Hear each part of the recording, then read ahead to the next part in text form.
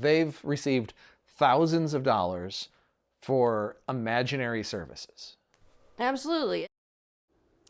KARE 11 Investigates continues to expose Minnesota taxpayers treated like a bottomless ATM, paying private companies for Medicaid services that clients did not receive. Here's investigative reporter AJ Legault with the latest findings in Recovery, Inc. Erna Hammerschmidt relishes the rural life she's building in Oak Grove, Minnesota. And I've been through a lot. It's nice to be able to say I have a place where I actually feel safe. Safe and 2 years sober after 15 years in active addiction. Erna is a success story for both Minnesota's rehab and housing stabilization services, or HSS programs. Are we sitting in a home that a housing stabilization worker helped you find? Absolutely, we are.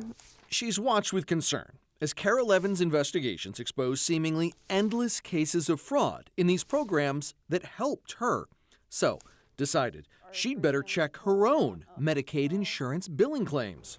Well, it was weird. I was looking at my claims and I saw this company called Community Care Partners in there, and I was like, who are these people? They were billing her Medicaid. Day after day. Billing a lot. $188.90. Week after week. Same thing. Month after month. Until you saw their name on your insurance billing, had you ever heard of this company? No. This company, Community Care Partners, has never worked with me in any way, shape, or form. It's like, who are you? I don't know who you are. Who are Community Care Partners?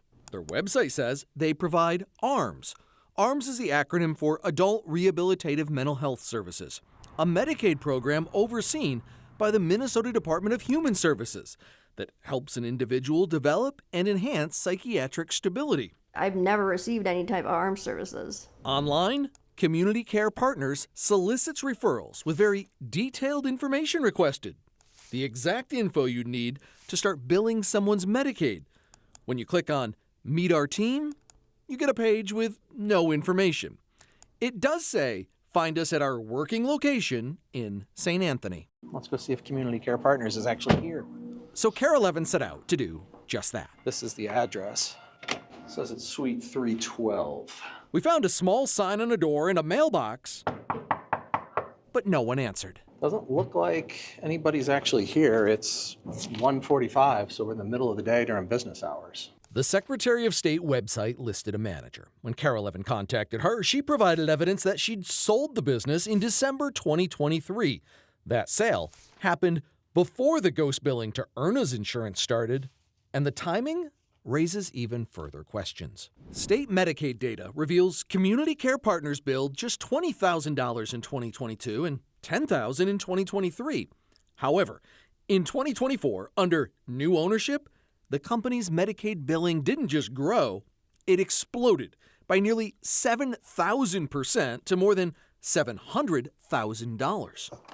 And at least in Erna's case, the money was paid when no services were provided. To be blunt, you feel like fraud was committed? Oh, absolutely. There's no way it was not committed. Eventually, KARE 11 received an email from one of the current owners, Mohammed, who refused to participate in an interview but acknowledged fraudulent billing. He wrote that when they learned of a client's allegations, we immediately conducted an internal review and, that same day, terminated the staff member involved. Community Care Partners owner also wrote that all appropriate authorities, including DHS, have been notified and they're working on repayment for what he labeled an isolated incident. Erna says, in her new life, honesty and integrity are crucial for sobriety. So having her name used to exploit Minnesota taxpayers is a betrayal. Granted, it's not like coming out of my own pocket, but in the end of the day, it's coming out of someone's. And it's not all right. Community Care Partners never responded to KARE 11's follow-up questions about the name of the employee they claimed to have fired and to what, if any, law enforcement agency they reported the fraudulent billing. DHS would not confirm whether there's an investigation underway into this company.